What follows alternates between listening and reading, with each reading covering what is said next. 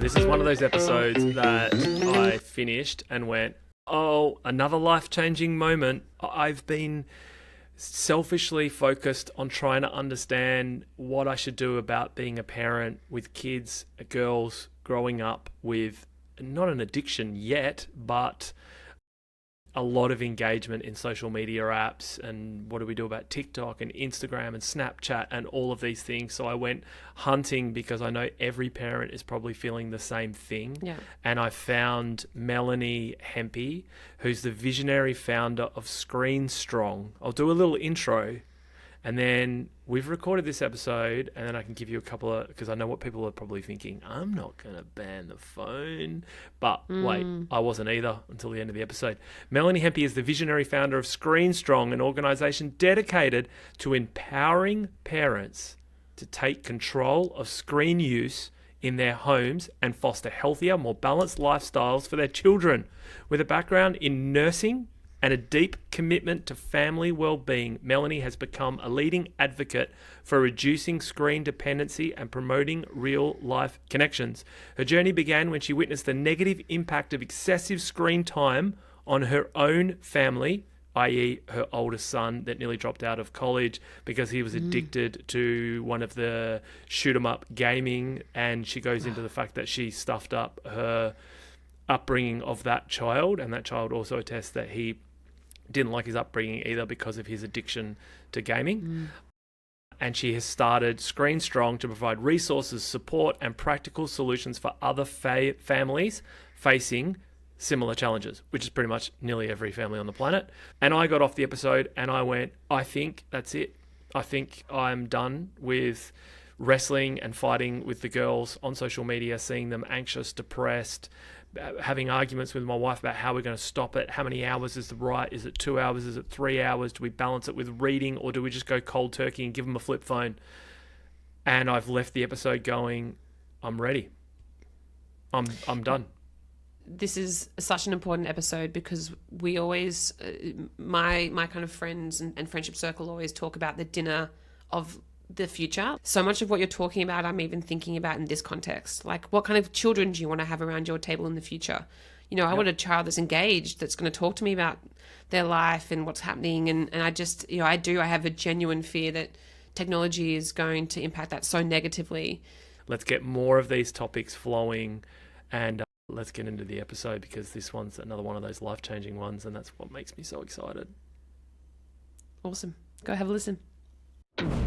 The Tech Seeking Human podcast is a podcast about AI developed by humans. We're asking the big question: is AI going to cure cancer? Is it going to make our lives better? Will it help us improve our jobs? Or will it eliminate them altogether? Potentially even eliminate humans altogether. Dave, you and drama. Well, it's possible. So we set off on a journey to interview some of the brightest minds in the world. TED Talk speakers, thought leaders, keynote speakers, authors, journalists, people like Max Tegmark, Trisha Wong, Hannah Fry, the list goes on. See, Max actually thinks that the AI could potentially wipe out the human race. Well, less than 50%. Join us for the Tech Seeking Human podcast. Subscribe now, hit the like button.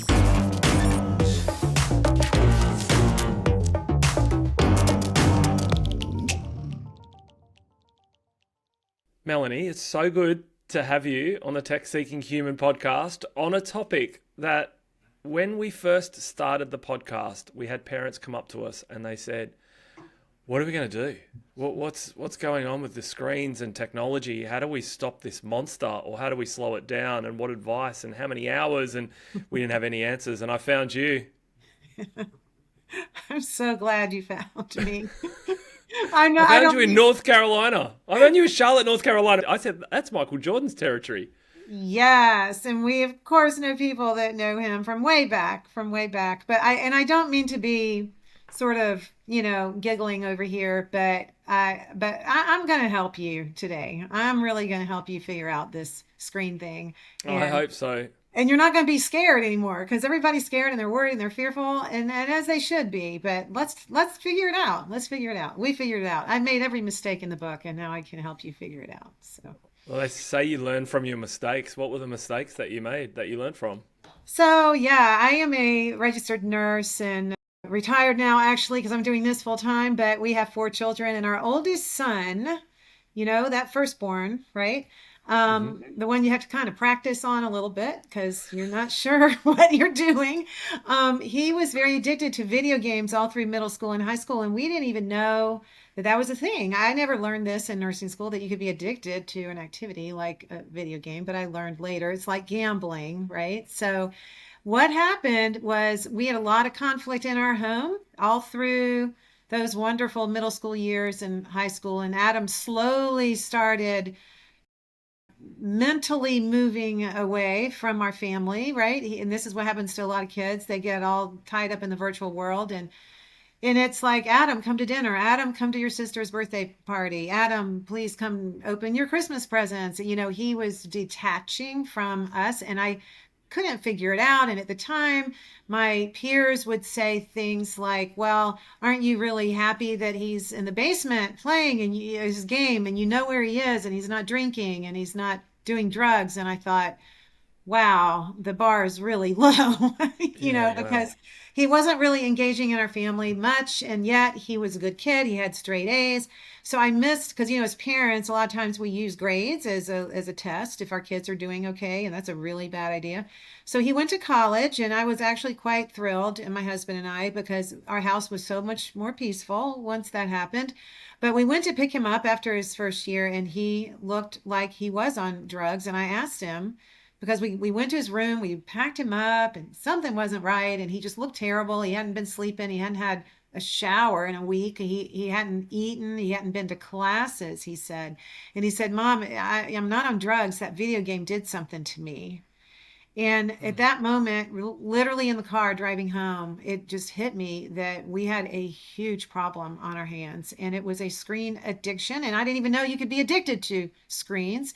But he was physically showing all these terrible signs. And he said, World of Warcraft did something to me. And so I dove into the research, started traveling, went and met with a number of doctors and neuroscientists. And as you can imagine, I'm just trying to figure out the answer to what has happened to my son. And sure enough, even back then, almost 10 years ago now at this point, gosh, it's really hard to think that, but almost that long ago, there was a lot in the literature at that point, even about video game addiction and screen addiction. And so I started getting all the medical stuff together, and I was doing research on the teen brain and what happens to us when we're on screens, and what happens, to the dopamine and the chemicals. And I started learning that Adam really was chemically addicted. It was a chemical in his brain, the high dopamine, adrenaline, cortisol, all these things that get released when you're on a screen. And when you're a child, it does a lot more damage. It's just like a gambling addiction or porn addiction, any of these kind of process addictions. And so I started doing these little slide presentations, and they worked. And so I got a lot of people asking me, hey, could you come to my school and do this and that? And in fact, one of our first formal meetings, we had over 125 people show up, and I had planned for 20 people. And so I thought, wow, there's a real need for this. There's a lot of families struggling with this. And around that same time, my daughter wanted a smartphone, right? This was just coming out. And actually, not just then, but she was heading middle school and she wanted a smartphone. So I said, oh, no, no, no, no, we're not doing that. I already kind of messed up this kid over here. We're not going to mess you up. Sorry, but, sweetie, you're going to get a flip phone. And so she made it through high school with a flip phone. And I thought, wow, that worked. All her friends had iPhones, and they all had social media, and they all had all the group, texting and all that, but she didn't. And she had a very different experience through her high school years. She ended up working on her sport and actually got a full ride student scholarship for her athletics. So she had a very different pathway. And then I was doing all the research still. I was still doing lots of presentations about screen addiction and about warning signs. So my twin boys that are our youngest, we decided, okay, y'all are not going to have video games, and you're not going to have a phone. And we have learned all this, and we kind of did one experiment. It didn't work out. We did the next one on my daughter. It kind of worked out really well. So guess what, guys? no video gaming, and no phones and social media. And yeah, they were, not happy all the time about it, but they were fine. And they recently graduated from high school and started their first year of college. And when we picked him up, quite a different story, if you will. They were happy. They had not dropped out of college. They had so many friends that one of them came home with us. So, Wow. with Adam, he didn't really have any friends. And there's this whole myth around your kids won't have any friends if you don't let them do this stuff. It's not true. Let me tell you, they have so many more friends. And so with the younger boys, they ended up being very involved in so many great things that every kid should be involved with. They had their sports. I had learned by then that we don't quit music lessons. And so they played the piano, they played the violin. I know that sounds crazy, but they did. Did they love every minute? Of course not. But by the time they got through middle school, and hit around eighth and ninth grade, they were at the dinner table one night and they said, Mom, we've been really complaining about all this music for all this time. But when you're in eighth grade, or, the girls kind of like it when you play an instrument. Everybody wants to quit everything. And so we traded all that screen time and all that social media time and all that video game time for really fun hobbies. We spent a lot more time with them because we were all present more, because we didn't have screens kind of running our life. And can you imagine what it's like to actually just raise your kids and never argue about screen time and never worry about it? And I mean, that was my whole life with Adam, right? It was a constant conflict. And we were always, I was the game cop mom. That's what I called myself. And I was always setting that kitchen timer. And I hated that job. I was the bad guy all the time. So what happened with my daughter and with our daughter and our younger boys is that we might not have been the cool parents, but we really had a lot of fun with our kids, and we had a good relationship with them, and we did not argue over screen time at all. And so when you trade all that, it is so worth it because the risk is so great. The benefits for kids to have problematic screens during this time, which is, video games, pornography, and social media. Those are the problematic screens I'm talking about. We're not an anti-screen organization. We love technology over here, but there are certain uses that we do not recommend at all through adolescence. And I mean 48 months of high school. Your kids absolutely do not need a phone. They do not need social media. So let's unpack that a little bit. Oh my gosh, there's so much to unpack. That is an amazing story. And I want to speak on behalf of every parent right now, Yeah. because I want to do this. I feel like I want to do it, and I'm worried it's too late. I'm also No. worried. But okay, let me finish though. And I'm like, you're advocating, like the Mayo Clinic is saying 2 hours is okay, no more than 2 hours, but we know it's addictive. We know the dopamine's bad for them. I am convinced that it's training them to think incorrectly and not think things through, like me right now, not able to finish my sentence. But I just feel like advocating for zero, the biggest risk I have is it's hard enough teen girls in high school, if they don't fit in, it's like a yin yang. It's like if they do social media, they're going to run the risk of anxiety and depression and peer groups. But if they don't do it, are they going to be the only ones without a phone? And are they going to get isolated? Yeah, no. See, this is a myth. And first of all, you want them to be the only ones without the anxiety and the depression and all the content. You want them to not be exposed to that stuff, and you want them to be left out of that stuff. You really do want them to be left out. And so the myth is that our kids are going to be oddballs and they're going to be the odd man out, and if they don't have a phone they won't have any friends. And this is a myth. This is a myth that is based on a fear that parents have that they have so much empathy for their kids that they just are so fearful, because we remember when we were in middle school, that painful middle school experience, right? That we had, that we got left out or somebody made fun of us. So we don't want our kids to go through that. And this is a parent problem all the way around. Yeah. Like if you asked every middle school kid out there, they would all raise their hand and say, we hate social media. We don't want it. But, if nobody had it, that would be awesome, because we just want to hang out and do fun things together. So, but since, most people have it, then they feel like they have to have it. Now, middle school is a very unique time of development. Unfortunately, there's a lot of impressionable things that happen in middle school. So there is a period of time, and this is why I say 8th grade is the center of the target. If you want to say what is the worst time for social media and a phone and all that, it is 8th grade. That is the worst time. And I can talk about that in a minute, and I'll tell you the reasons why. But for parents, it's also the worst time in middle school, because we're so scared that our kids are going to get left out. Now, let me tell you what happens across the board. Just all the thousands of kids that have been through our programs and all the stuff that we have across the board, we have never had a kid come to us after doing the detox and after their parents are ScreenStrong and saying, hey, we just skipped it. We just took a little detour and we just detoured around all the headache. We've never had a kid come and say they don't have any friends, because what happens when you don't have social media, you have deeper friendships.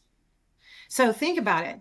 Think about you're 10, 11, 12 years old. You don't know how to make a friend, right? You're a new human being on the planet. You've never really done this before. So middle school, those middle school years up to like 9th or 10th grade, really that's when you're learning how to have friends, and you do stupid stuff and you make mistakes and you're awkward. Oh my goodness. It's awkward as it can be. I remember the first day of middle school, one of my boys came downstairs, and all of a sudden, all he cared about was his hair. He had never even thought about his hair before. I'm like, why are you caring about your hair? And he was all of a sudden so worried about what everybody's thinking about him, right? And I explained to him that everybody out there in his class, they're all worried about themselves. They're not even paying attention to him. And, we call them belly button gazers, right? So they're all looking at themselves. And so what happened with my kids and with many ScreenStrong kids is they actually meet people, and they actually get over that awkwardness a lot sooner than kids who are, phone people is what they call them sometimes. Yeah. Oh, he's a phone person now, Mom. He doesn't play baseball anymore. I'm like, yikes. So what happens is you're going to have to go through the pain of middle school. Okay. One way or the other. It's a developmental thing that you're going to have to go through. So you need to go through it now, or you need to go through it later. And if you give your kids a phone, then they're going to feel like, oh, they're all fitting in maybe, and they're not awkward. But then at some point, they're going to be awkward. You have to get through that developmental stage. So this is why we end up with kids in high school who've been on phones and been all isolated on their, social media, not in the real world, right, for all these years. So then they get to high school and they're awkward. And now they're more anxious than they can handle. They're more depressed, and now they're in counseling.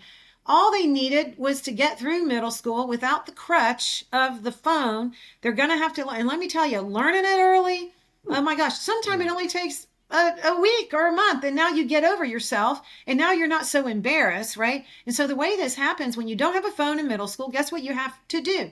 If baseball practice is delayed, guess what you have to do? You have to go to the front office and call your mom.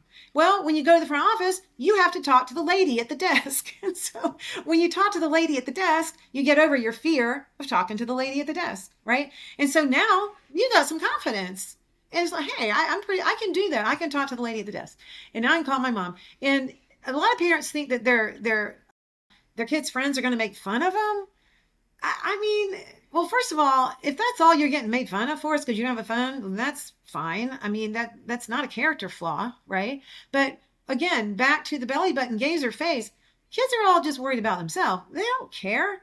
They don't care if somebody has a phone or not. It's like it's just like, is your child, still being ugly and making fun of children that have handicaps? Well, that's really awful. They should never do that. So anyway, it's kind of like this little secret that nobody really talks about, especially when you have kids, when your oldest, like your oldest is, what'd you say, 8th grade? Eighth Yeah. grade. Yep. Yeah. Yep. So you don't know because you believe this myth, and I did. I thought Adam had to have video games, right? This is what every boy has to do. You're a boy, you had to play video games. I didn't even know that there was another option. And so with ScreenStrong, we're just trying to tell parents, hey, we are not judging anybody. We're just trying to say, look, if you're worried, if you're fearful, and if you're having a gut feeling that, oh my gosh, as you should, because it's not a good place for kids to be, then do something about it and stand up. And maybe you are the only one in your class for a while. Who cares? It's probably the most sad thing that we're missing in this whole thing is this lesson of teaching our kids to be a little different. You're going to be teaching them to be a leader. If they're leaders are different. They step out from the crowd. They don't just go with everything, especially when you know that it's not good for them. And they know it's not good for them. They know. But I think that's the point. That's the point. Like, we know it's not good for them. I see it in my girls. I see them on a phone, on TikTok or whatever, and they come off and they're glassy-eyed, and I talk to them about how they feel, and it's like, okay, Sunday is no screens at all, and everyone feels better, and we're happy, and we're talking, and we're like, okay, so then why are we doing it on the other days? Yeah. And are we strong enough to go, that's it, no more? Like, Yes. sure, flip phone, and together we can watch TV. Maybe we'll watch a movie together. Sure, But sure. but there's no random scrolling through TikTok and all this Minecraft. And there's a lot of evidence also, and I don't want to unpack all of that just yet, but there's a lot of evidence to suggest, gaming is good for kids. But at the extreme, you're showing no, actually, the risks are too high. What do we do?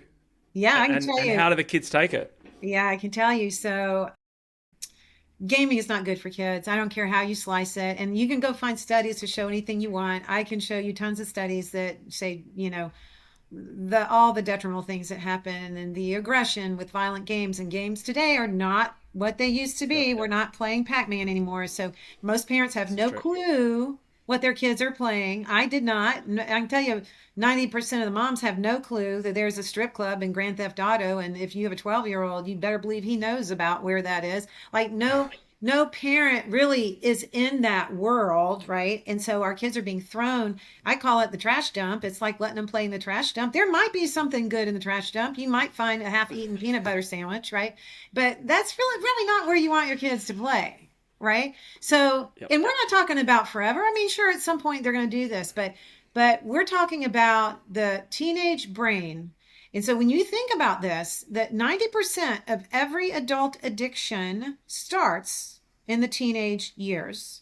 What you really don't want to do is prime the pump, right? And that's what we're doing with all this dopamine, and the dopamine from video games, the dopamine from social media. We're priming that dopamine reward pathway, and it's ratcheting it up really high. So we're getting our kids used to this dopamine, which is why, if you're not careful, your daughter isn't going to play soccer anymore, because she doesn't get the same dopamine that she gets when she's on her phone. Even just holding her phone will give her dopamine, because her brain is anticipating, oh, here it comes, right? I get to scroll. Even when a gamer hears the music from his video game, he gets dopamine because it's a trigger. So to ask you, to answer your question, the biggest thing is, what do you do? Right? We know the evidence is here. We've got so much data now. Back when I started this, not so much, but right now we have so much data. The pendulum is swinging back, just like it did with smoking. You remember smoking? We used to have smoking patios in the high school because we just knew teenagers were going to smoke, and we had to, oh well, they're going to smoke anyway, so let's make a place for them to smoke on their break, during lunch and all this. But then we learned, and so the way we learned, and the only way that we're going to learn in our culture, is to get educated, like I did. But the only way that you're going to change your family is to educate your kids. And so for the last 5 years, our most requested thing has been, Melanie, can you please, tell all this science to my kids? Because I don't know how to explain it to them. Because I would go out, we have all kinds of presentations. We do webinars, we do in-person presentations, we have full day, half day, 90-minute, we have all the things. And we go through all the brain science, and it's really fun and it's positive. And so they're like, oh, can you please tell my kids this? So honestly, that's what I did. I put it all in a workbook. I don't know if you've seen it. Well, here's the page on dopamine. So we literally have a workbook. It's a science curriculum that you can use in your school, in your homeschool, in your public school, your private school. And it goes through and it has beautiful graphics in here. It's like a graphic novel. And we go through the brain development. We go through what makes a healthy brain. We go through dopamine. Guys, this is what's happening on your screen is this dopamine. And it's very kid friendly. The physical effects, the mental effects, the emotional effects. This is why you get depressed when you're on a screen and then you get off. And so we just explain it. So the first step is to educate your kids. And you can't get around this. It's like smoking. You got to tell them why smoking is bad. Just like you have to tell them why alcohol is bad for them and why drugs are bad for them. Sure, later, when they are an adult, they can go to the medicine cabinet and they can understand how to take a pill, right? But right now, we don't give our kids the medicine cabinet. Like they're not able, like to understand, and their impulse control is so strange right now. So, and at least, here in the States, if you're a 16-year-old boy, that is the highest insurance rate that you will ever experience car insurance, right, in your life, because the insurance companies know that between 16 and 18, that's the highest risk-taking period of a child's life.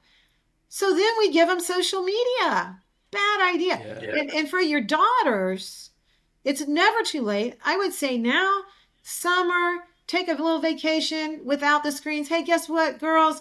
We're going to put the pause button on. We're not going to do this for a while. We're just going to, not forever, but you can't ever tell a teenager forever because they can't understand that. But you just say, hey, for now, we're going to go get you a flip phone and we're going to be vintage and this is going to be really fun. and because let me tell you about your girls. So this is what we know about the research, and ScreenStrong is very evidence-based because I'm a professional medical person and I am so tired. I'm so tired of all the opinions that are out there and people are just making stuff up and it's really hurting people, right? So I think it's really important that we use the evidence-based research and science around this. And data tells us that the age that a young girl will feel the deepest rejection pain in her life is right around the age of 15. So think about that. Your wife may feel bad if her friend doesn't invite her somewhere. I may feel bad if my friend doesn't invite me somewhere. Girls can tend to we feel bad when we get rejected by our girlfriend. But when you're 15, that is the highest rate, the deepest pain that you'll ever feel in your life. That's why there is so much depression. That's why the rate of suicide is so high, because your daughters are feeling this deep, deep pain from rejection. And so parents they know they don't want their kids to be rejected. So they try to put them on social media early, like 8th grade is super early, but they believe the lie that this is going to make them feel included. It doesn't. My daughter, who didn't have social media, guess what? Never was rejected on social media. Think about that. Think about that. She wasn't on it. So was she rejected in real life? No, because whenever they had a party, they invited her and she had kids over here all the time. And kids want to be together with each other in person. That's what they want. So that's what we did. And with my younger boys, we did the same thing. To this day, they're in college now.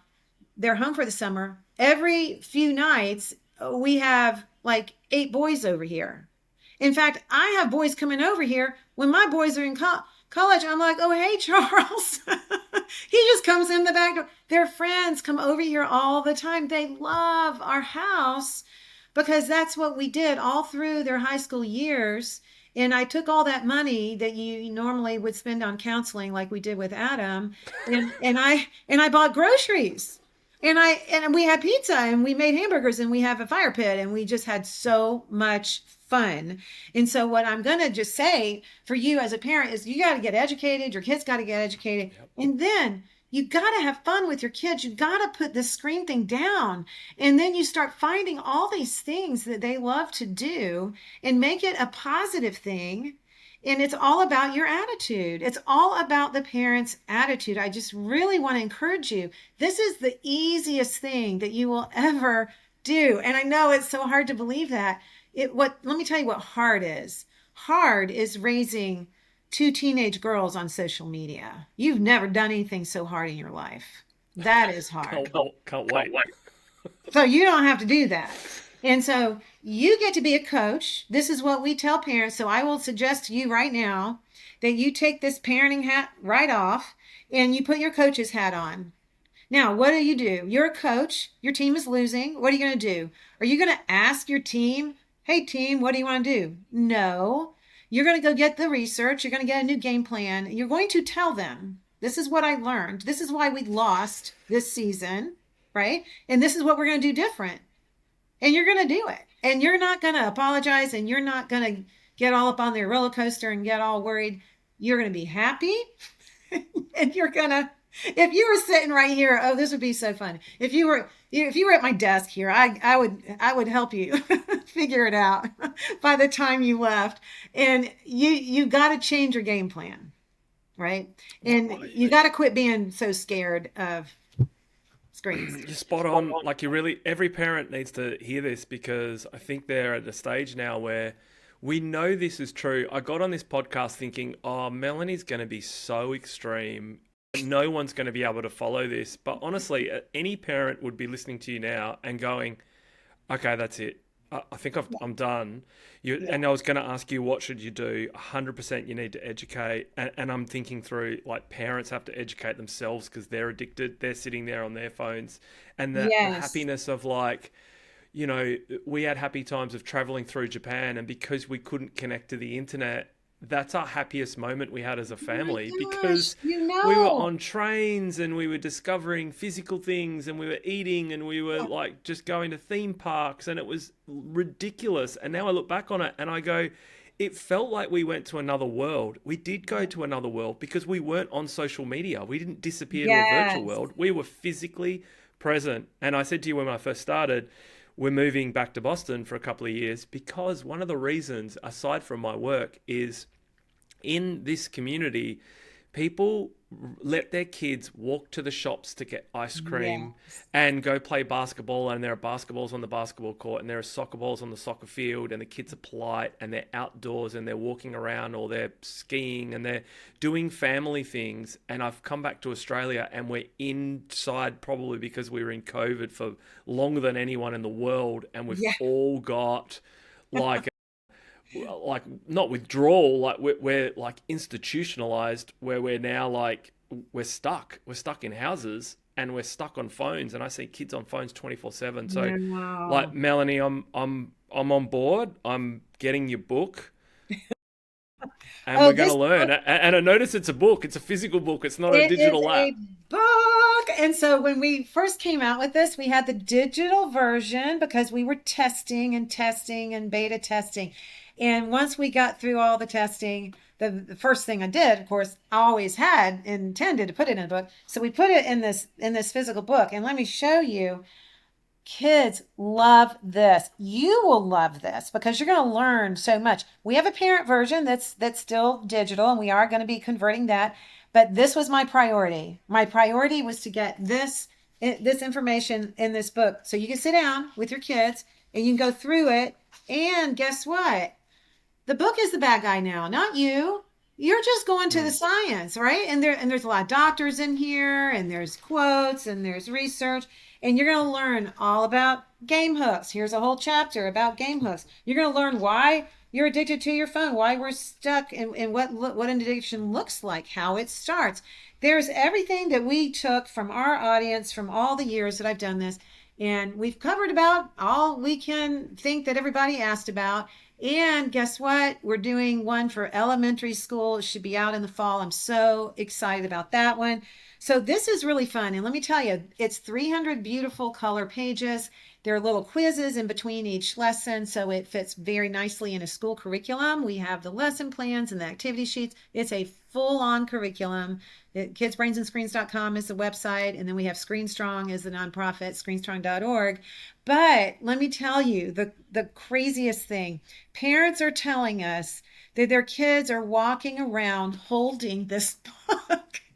So anyway, in the very end of it, we have the 7-day detox that helps you as a class, if you're doing with your class, go 7 days without any video games and social media, and you have a Friday fun night and you plan a party with your class, and then you write an essay about it, and then you get extra credit. That's kind of the fun thing. But at the very end, we have a whole section. It's a escape room.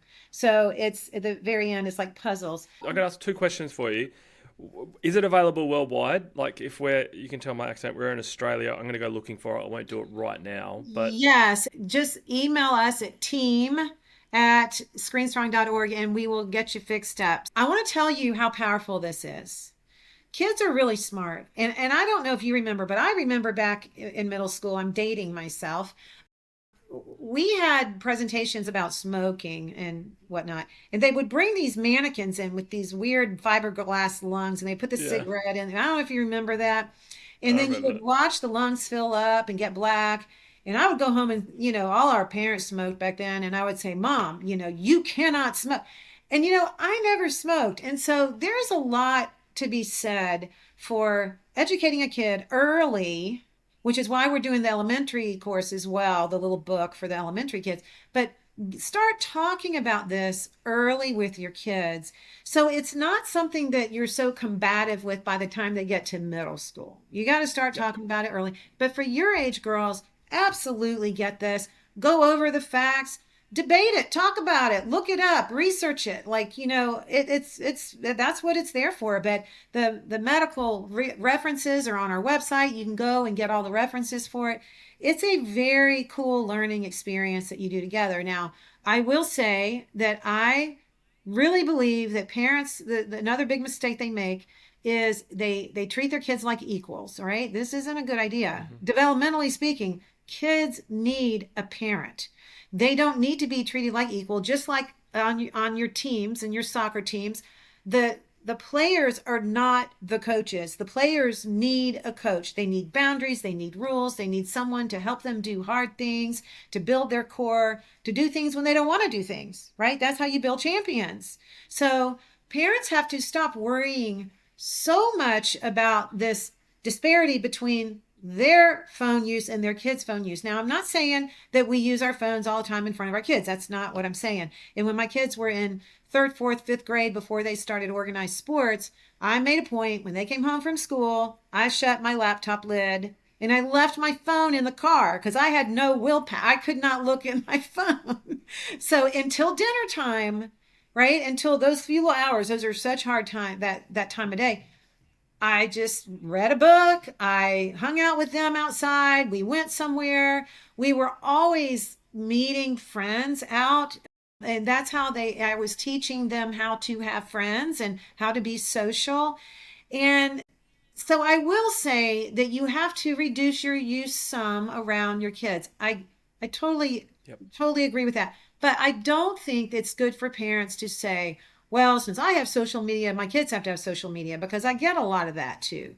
No, you have permission. Like, you might have wine at night. Your kids should not have wine at night. There's certain things that adults can do, and this is one of them. And the other thing that I would tell you to really help you get perspective is there are certain things in every family that are negotiated and certain things that are not negotiated. And so I recommend that you and your spouse, your partner, whoever, sit down and you figure it out, 2 lists. And we have this in our parent course, we talk about this. But you have the things that you will negotiate with your teenager. You might negotiate if they want to dye their hair or wear funny clothes or do silly things like that. But then on your non-negotiable list, you have to think, what is non-negotiable? And on our list, of course, pornography is non-negotiable for our family, for our kids. We have drinking, we have alcohol, we have video games, and we have social media on that side of the list. And they knew this growing up, and they are fine. Now, that's our family. These are our values, because we saw what happened to our oldest son. And quite frankly, they saw some of that too. So we were very, very confident in our parenting around this. And we weren't mean. We didn't ban anything. It's like people make it sound like, oh, you ban phones, they're going to binge and go crazy, right? And want them later. we didn't ban them. It just wasn't our thing. We just didn't do that. And I know that for certain teams, right? You're around sports some, and you know that certain teams, they have a value system and they have a culture and they love it. And it makes them tight. It makes them close. It makes them bond together with their coach. And that's how you want to look at this. And let me tell you about the binging and going crazy rule, because a lot of people think, oh, you have to moderate this now so they won't binge and go crazy later. Well, let me tell you, we did moderate it with my oldest son. And guess what he did? He binged and really went crazy in college to the point where he dropped out of college. So I know that little gamers grow up to be big gamers, little social media users grow up to be big social media users. It gets worse over time. And as you can tell, I can talk about this forever. Yes, we ended up opting to offer the military to my oldest son. Very fortunately, he took that route. He went through 14 weeks of a screen detox called basic training, right? He had no screens, no anything. His brain reset. It takes about that long to get the dopamine recalibrated, right? And so he did that for 5 years. He did finish school, and we're very proud of Adam. Adam will get up and speak in front of groups now. He tells me, Mom, please warn as many families as you can. You can share my story. It doesn't matter. But I will tell you, there are a lot of scars. And I will tell you what you don't want is you don't want your children to come back 5 years after high school and say, gosh, I had a terrible childhood, because that's what Adam says. And it's very sad. He did not do this to himself. We allowed it. I take full responsibility for this. Now, it's very sad that it happened, and I didn't mean to, but parents cannot expect their kids to figure this out.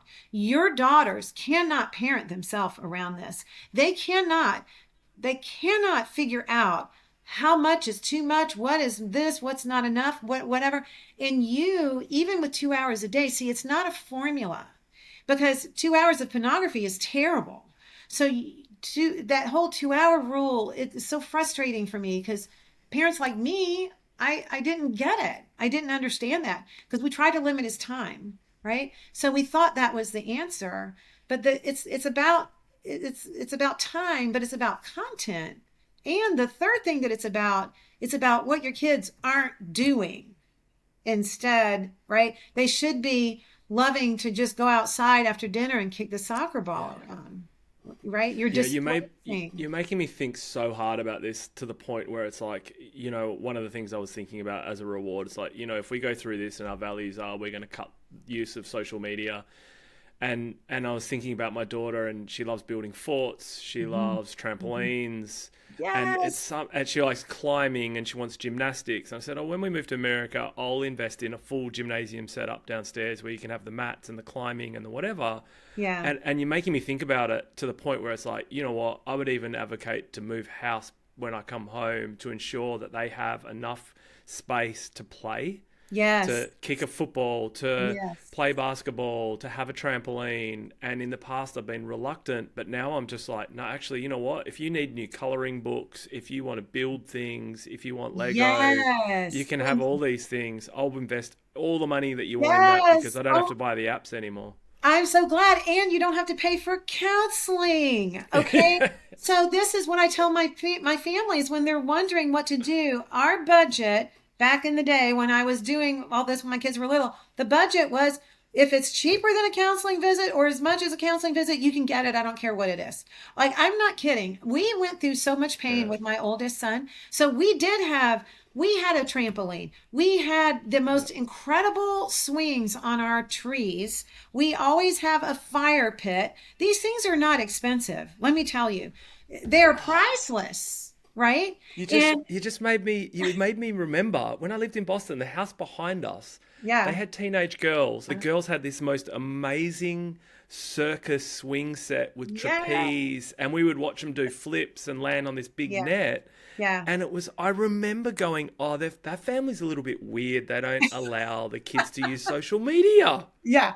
But the Yeah. kids were so happy. They were friendly kids, and our girls would go over and play on the trampoline and Yeah. trapeze, and Well, that's remember, they amazing. don't Actually, need that's social media right now. They're going to have that the rest of their life. You've got to give them all this childhood stuff right now because you can't redo your childhood. And this is what's happening to our culture. Everybody's in counseling now because they're trying to redo their childhood because they never had a childhood, right? They never yeah. got that cup filled, and it is not forever. This is why I am so passionate about this message because parents are missing it. They're not understanding how A, this is hurting their kids, and B, how it's hurting your relationship with them.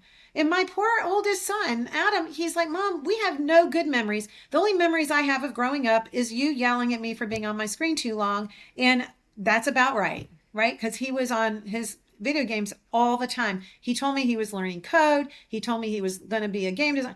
I bought it all hook, line, and sinker. Let me tell you. And I even started taking him to counseling in high school, and I get to the counselor's office, and guess what they do? They play a video game with him. I'm like, what are you people doing? We're trying to get him off of video games. It was the saddest thing, and he was not happy, but I thought he was.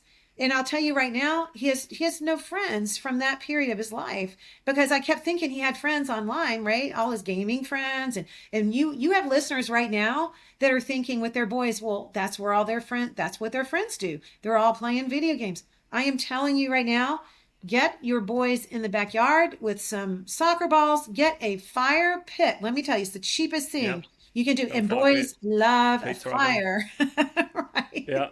And then make your house the fun house, and you spend whatever you can plus a little more, right? Because you're going to listen, and you're going to remember you listening to Melanie Hempe talk about the counseling money, the heartache, the headache. You want to avoid it. I'm telling you, there is a huge pothole ahead, and I'm telling you how to detour around it. And what have you got to lose? No parent has ever looked back and said, gee, I wish that my daughters were on social media more when they were in ninth grade. Like, no one has ever looked back. You're so passionate, and you make such an argument. I don't know how anyone can listen to this now and not go, you're right. And like there are elements of so many things you're talking about. Like I bought the trampoline, I bought the soccer goals, I have the fire pit. We watch movies with a projector over a fire pit to watch like Charlie and the Chocolate Factory from 30 years ago, and we kick soccer balls around, and we had an inflatable pool, and we do these things, but we still let social media, and it's getting too much. And I'm hearing you loud and clear. You're such a strong advocate for this, and it's going to get worse. It's going to get worse if you don't nix it now. What will happen? Because when a child gets to 8th grade and then ninth grade, right? They do this U-turn. And so your very sweet child who never lied to you, who you were very close to, all of a sudden is doing this weird developmental U-turn. It's very common. And they're going to stop believing you. In fact, all of a sudden, you're going to be really dumb and you're not going to know what you're talking about and whatever. And then they're going to wake up when they're 25 and tell you, hey, Mom, you're really smart again. But that's a whole nother story. But I'm telling you what's going to happen. It's going to be hard because they're going to be begging. We have story after story to the point where I had to finally put in my slide deck. It's called the middle school girl phone speech. And she'll make the PowerPoint presentation and tell you all the reasons why, and you're going to think that your daughter, I'm just giving you a little preview. You're going to think your daughter is smarter than any other girl her age. You're going to think she's more mature than any other girl her age, and she is not. But you're going to think that because we're parents and we have these blind spots and we believe ridiculous things about our kids. And I'm just telling you, your daughter is probably the brightest, tool in the shed here, but her intelligence has nothing to do with her maturity and her ability to handle the internet. Nothing. Zero. Intelligence is not maturity. If there's one thing that you can remember from listening to this podcast, that sums it up so well, because we keep thinking, oh, we're going to make them more mature. We're going to make them like adults. We're going to make them, get to the point where they won't click on that naked photo. We're going to make them get to the point where they can resist these temptations. It is impossible. We have to stop really tricking our own brains and thinking that we can make our kids more mature. And we know from all the science around habits is the way to break a habit, the way to stay away from a bad habit is not to get up close to it and try to resist it. The best thing to do is to stay away from it, right? So I love donuts, and I know if I buy donuts, I will eat the donuts. So the best thing is we just don't buy the donuts and put them on the kitchen counter, right? And then we expect everybody not to eat them. So we got to give our kids a break. We have to That's give powerful. them a break. No, you got me. Yeah, I'm sold. I'm gonna have this conversation with my wife. We're gonna rewatch the podcast. I'm gonna get the kids to sit down probably and watch the podcast. I'm gonna get buy the book. Yeah, get We're the gonna book. give it a red hot go, because to your point, I don't think anyone's gonna look back and go, I wish I had spent more time on social media. No. It's just not. That's the most powerful message, I think, out of. I mean, you said a lot of things aside from addiction. 90% of addiction start in a teenager. But the most important thing is, like, my happiest memories are the girls at the beach. It's in Japan. It's any time we're together as a family without a screen in front of our face. Yes, yes. And you cannot get it back. You only have one shot. Okay. Yep. There's no do-overs. You don't get to do this over. So you need to err on the side of caution, like we do with everything else with our kids. And our kids trust us. And they believe that we have their back, so we better live up to that. And if you give your kids social media, you do not have their back. I'm telling you, they will get in trouble. They will look at their parents like, what the heck did you just do? You gave me this thing, and now I feel terrible about myself because all I'm doing is looking at all these beautiful people on here, and I feel ugly. And this is during that 15 to 16-year-old time frame, and especially a girl's life, where she already has this incredible pain around rejection, and you're just making it worse. And that's where the division comes in. And I think our big problem around screens, there's so many problems. I think the biggest problem is the disconnection from the family. And this is, this is the word on the street now. I've been saying it for so many years that our kids are living on Mars and we have to go get them back. John Haidt says it in his book. They're living on another planet. We have to get them back. And you have to be tough. You have to be a strong coach, but you really have to be a coach. You got to get your emotions out of the way, and you have to coach your kids, and you're going to have so much fun. Ironically, you're going to have so much fun. They're going to have much better memories. And you're going to be so glad you did this. So, well, Melanie, thanks for joining the podcast. I think this is a really, really powerful message, and I think it's a super important one. Timing for me is spectacular. As you were saying, as we sort of close this, we were at the school recently, and my daughter was going into grade 6. And one of the parents goes, how do you guys control screen time with your kids? And everyone turned around and looked at each other, and they were all like, I'm struggling. I don't know how to do it. And I've never seen a movement where all these parents were just like, we don't know what to do. We really don't know what to do. And we know this is so bad for them, and we can't control it, and we need help. Yes. And I just feel like it's up to us as parents and schools and to listen to people like you, and for people to evangelize how important this is, because it's a pretty shocking.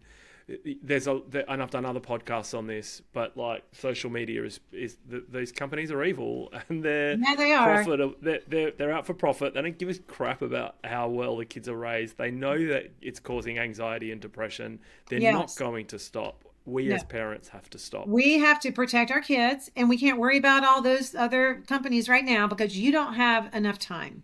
You have to do what you have to do right now for your own kids. Melanie, thank you so much for joining. We'll definitely be following up, and I'll send some links as well to your site, and I really appreciate your time. Yeah, let's do it again. I want to hear a follow up, and let's get a report in a couple of months, right? See how you're doing Sounds good. with that fire pit. Sounds good.